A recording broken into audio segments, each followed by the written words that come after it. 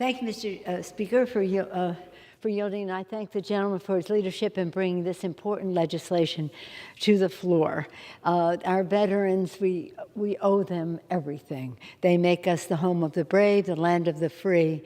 They protect our democracy. They and their families make us so very, very proud.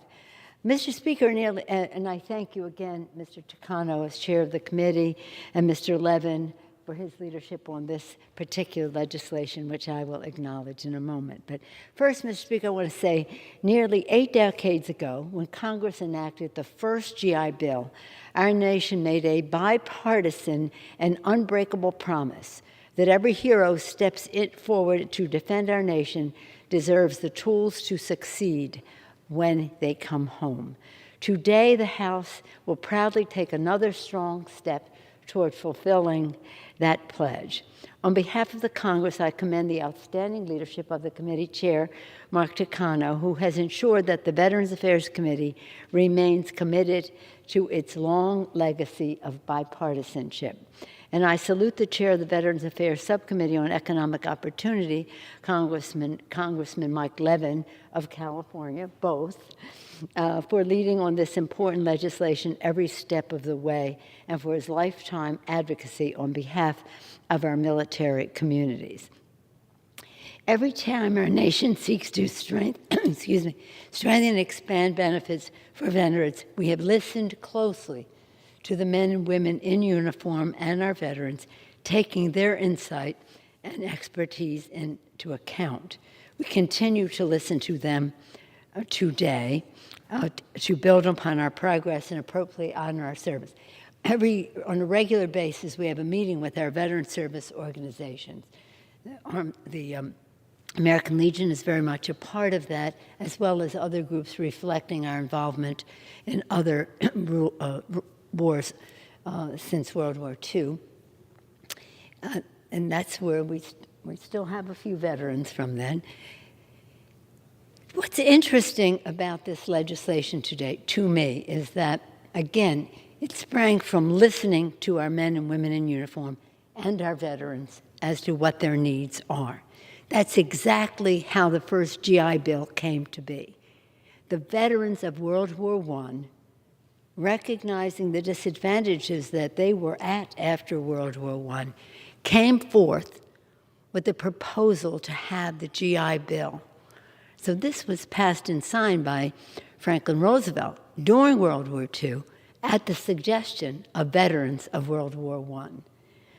During the dark days of the Second World War, and after listening to the calls of the brave veterans of World War I, President Roosevelt made clear the urgent moral imperative of supporting our returning soldiers. In a message to Congress in November 1943, he said, "The members of the armed forces have been compelled to make greater economic sacrifice and every other kind of sacrifice than the rest of us, and they are entitled to definite action to help take care of their special problems." The President said that. I'm very proud that my father was in this chamber as Thomas D'Alessandro, a member of Congress from Baltimore, when he said that his brother would be lost shortly thereafter in battle leading up to the Battle of the Bulge. Less than a year later, Congress enacted the first GI Bill on an overwhelmingly bipartisan vote, marking a turning point in how our nation cares for our veterans. In doing so, we made a transformational investment in our service members, opening the doors to a college education and launching millions of families into the middle class, whether it was home ownership, so many different things. In 2008, it was my great privilege to serve as Speaker of the Congress when we took the crucial step to bring these benefits into the 21st century. With the post-9/11 GI Bill passed on a strong bipartisan vote and signed into law by President George W. Bush, we expanded the promise of a full 4-year college education to veterans of Iraq and Afghanistan, and we ensured in subsequent legislation that their families could also take advantage of that benefit. And in 2017, we strengthened this law by improving benefits and closing gaps in eligibility so that we can best serve those who served our nation. Yet today, too many veterans still do not receive equal access to life-changing benefits they have earned. Over the last few decades, our valiant reservists and guardsmen have become even more integral to America's national security strategy. Our reservists often serve side by side with active duty service members, do the same jobs, and incur the same risks. And as our nation has battled the pandemic, our communities have relied on our guardsmen to help protect our nation from the deadly virus. These heroes are essential to keeping our families and our nation safe, but current law falls short of delivering the benefits they deserve. With the Guard and Reserve GI Bill Parity Act, we will ensure that every day that our reservists and guardsmen heroes that serve in uniform will count toward their GI benefits. And in doing so, we will lift up hundreds of thousands of current and future veterans across the nation so that they too will have the opportunity they need to thrive in the 21st century economy. Let me be clear, ensuring every service member has equal access to hard-earned benefits is an issue of fairness.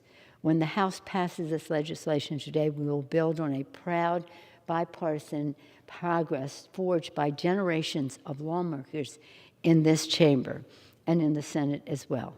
We show our heroes that they will always have our unwavering support, and we honor this sacrifice on the battlefield. The military vows that on the battlefield we will leave no soldier behind, and when they come home, we pledge that we will leave no veteran behind. There's so much more that listening to our veterans and our service members that we can learn that we must do so that they can take their strongest position when they come home. And in this all-American spirit, I urge a very strong aye vote for this legislation, thanking the distinguished chairman for his leadership and Mike Levin for his persistence, his relentless persistence on the benefit of our veterans as a member of that important committee. With that, I urge an aye vote and yield back the balance of my time. Thank you, Gentleman from California, the Speaker of the House yields back. The gentleman from California is recognized. Thank you, Madam Speaker. Thank you, Mr. Speaker, and I reserve.